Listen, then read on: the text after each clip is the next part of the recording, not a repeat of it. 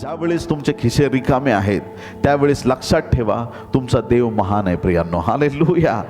त्या पेत्राचा मचवा रिकामा होता, त्याचं जीवन रिकामं होतं, त्याचं जाळं रिकामं होतं, पण ज्यावेळेस येशू आला आणि त्याच्या मचव्यामध्ये बसला त्याचं जीवन परिवर्तित झालं. त्याचं रिकामं जीवन येशूच्या सामर्थ्याने भरलं. त्याचं रिकामं जाळं जे रात्रभर त्याने परिश्रम केले होते ते जाळं देवाने भरून टाकलं आणि त्याचा जो मचवा रिकामा होता तो त्याने भरून टाकला. देव ज्यावेळेस तुमच्या जीवनात येतो त्यावेळेस तो तुम्हाला तुमच्या परिस्थितीमधून बाहेर काढल्याशिवाय राहत नाही. तुमची दरिद्री स्थिती ज्याही गोष्टीत असेल, लेकरं अभ्यास करतायत, ज्ञान नाहीये, एकदा येशूकडे मागा, तो तुम्हाला ज्ञान दिल्याशिवाय राहणार नाही. ज्यांचे खिसे रिकामे आहेत जर ते प्रभूकडे मागतील देव त्यांना आशीर्वादित करणार आहे. ज्यांना संतान नाहीये त्यांना परमेश्वर संतान दिल्याशिवाय राहत नाही. ज्यांना नोकरी नाहीये प्रभू त्यांना दिल्याशिवाय राहणार नाही. कुठल्या गोष्टीत तुम्ही मागे आहात, ज्यांना घर नाहीये त्यांना तो घर देऊ शकतो. कुठल्या गोष्टीत तुम्ही प्रार्थना करत आहात, पण एक विनंती करा देवाकडे, जे देवा